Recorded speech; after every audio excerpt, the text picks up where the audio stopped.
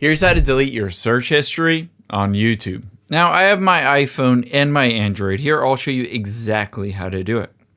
The first thing you're going to do is tap on You at the bottom right on both iPhone and Android. And next, you're going to tap on the gear icon at the top right, again on either iPhone or Android.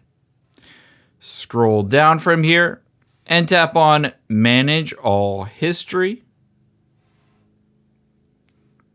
And then scroll down again. You can see your YouTube history, and it will show you your watch history as well as your search history. If I refresh this, it'll show the current search history or watch history.